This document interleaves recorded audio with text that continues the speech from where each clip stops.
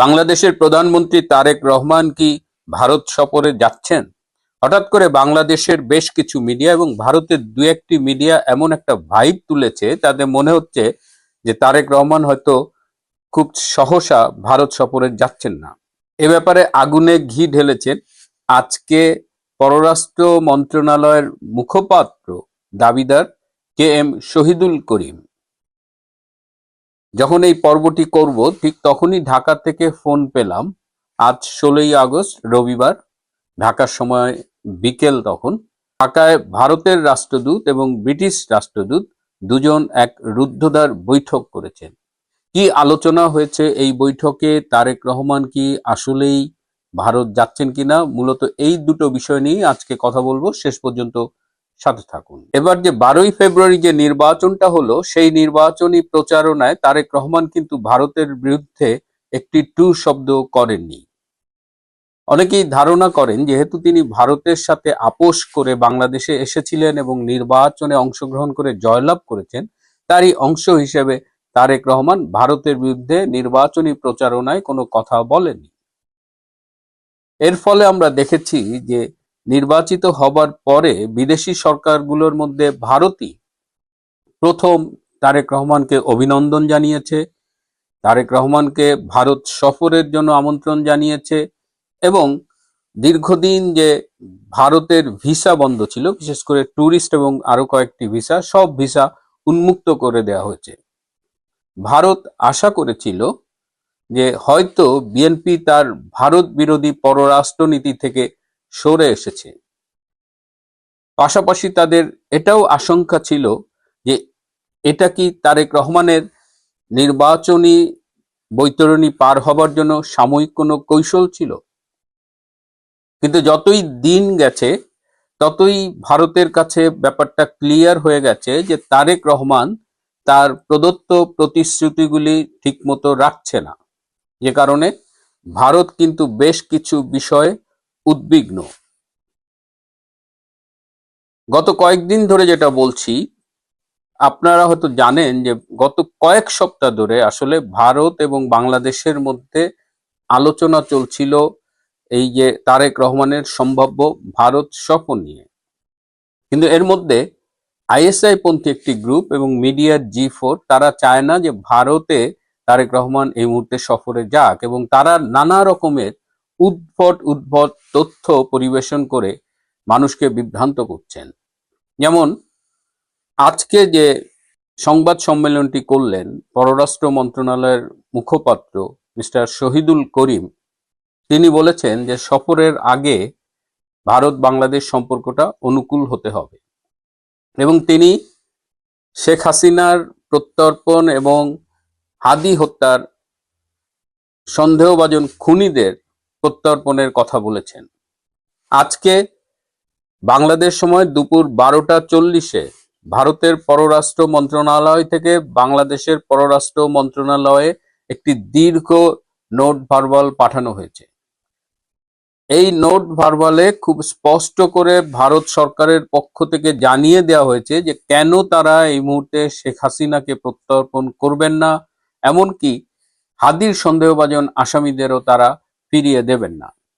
শেখ হাসিনাকে প্রত্যর্পণ করার প্রশ্নই ওঠে না এই কারণে, কারণ বাংলাদেশ ভারত বন্ধি প্রত্যর্পণ চুক্তির 11 পৃষ্ঠা 3 নম্বর অনুচ্ছেদের শেষখানে স্পষ্টভাবে লেখা আছে কোনো বিতর্কিত আদালত, কোনো ক্যামেরা ট্রায়াল, কোনো সামরিক আদালত, এইসব আদালতের বিচারের ক্ষেত্রে সাজাপ্রাপ্ত বন্দী বা আসামি বা যাই বলেন না কেন তাকে ফিরিয়ে দেওয়া হবে না। এবং যে আইসিটির সাজানো প্রহসনমূলক বিচারে শেখ হাসিনার সাজা দেওয়া হয়েছে, সেই আইসিটি, সেই বিচার প্রক্রিয়া সবই এতটাই বিতর্কিত যে ভারত এই প্রত্যর্পণ চুক্তির শর্ত অনুযায়ী শেখ হাসিনাকে ফেরত পাঠাবে না। তাহলে কেন হাদি হত্যার আসামিদের ফেরত পাঠাবে না, সেই ব্যাখ্যাও কিন্তু এই নোট ভার্বালে ভারতের পক্ষ থেকে দেওয়া হয়েছে। ভারত স্পষ্ট করে জানিয়েছে যাদের হাদি হত্যার সন্দেহে গ্রেপ্তার করা হয়েছে, ভারতে তারা পুলিশের কাছে যে স্টেটমেন্ট দিয়েছে সেখানে ডক্টর ইউনূসের বেশ কয়েকজন উপদেষ্টার নাম উঠে এসেছে। এছাড়াও বাংলাদেশের আরো কিছু ভিআইপি মানুষের নাম উঠে এসেছে। ভারতের পক্ষ থেকে সেই বিষয়গুলো খতিয়ে দেখা হচ্ছে। সুতরাং এই মুহূর্তে হাদির আসামিদেরও ফিরিয়ে দেওয়া সম্ভব নয়। এই নোট ভার্বালের পরেই কিন্তু এই শহীদুল করিম সাহেব এই সংবাদ সম্মেলনটি করেছে।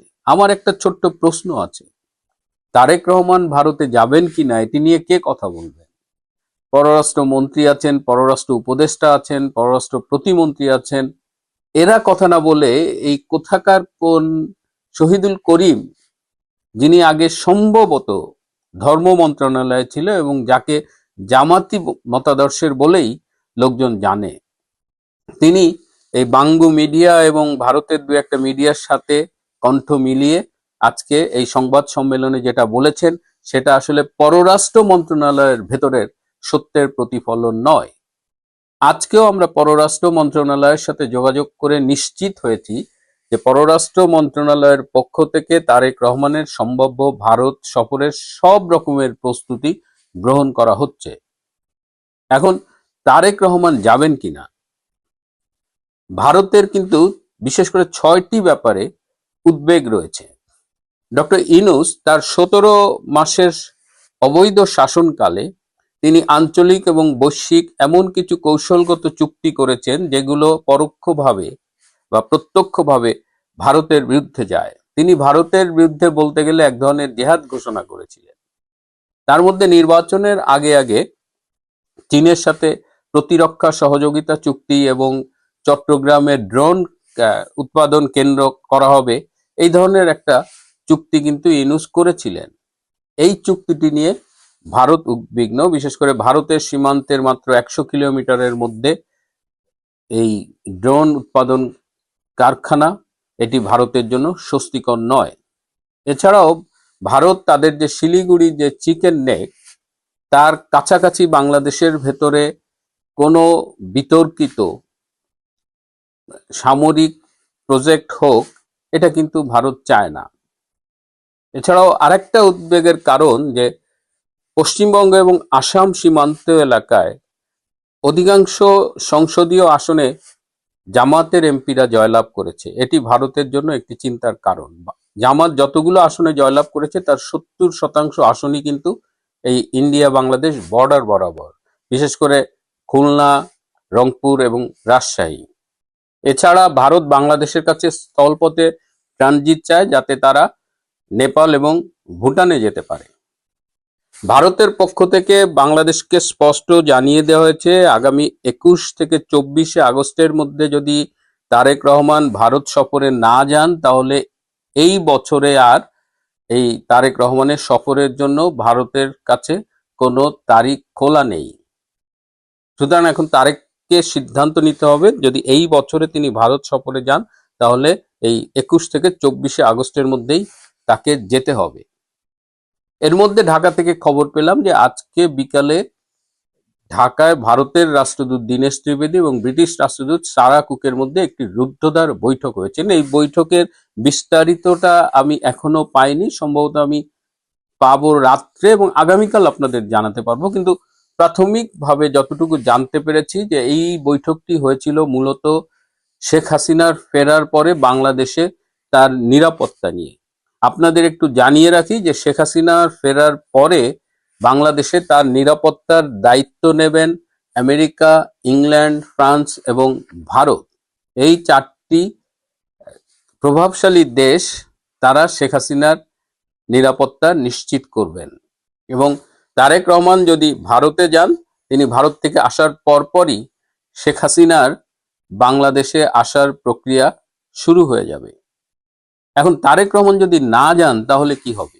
আমি একটু ইতিহাসের কাছে যাব। 2013 সালের মার্চ মাসে সেই সময়ের ভারতের রাষ্ট্রপতি শ্রী প্রণব মুখার্জি বাংলাদেশ সফরে এসেছিলেন এবং বিএনপি চেয়ারপারসন খালেদা জিয়ার প্রণব মুখার্জির সাথে দেখা করবার জন্য বৈঠকের সময়, তারিখ সবকিছু ফাইনাল করা ছিল, কিন্তু শেষ মুহূর্তে বেগম খালেদা জিয়া সেই বৈঠকটি ক্যান্সেল করেছিলেন। তিনি বলেছিলেন যে তার নিরাপত্তার ঝুঁকি রয়েছে, কারণ ওই একই দিন আবার জামাতে ইসলাম হরতাল ডেকেছিল।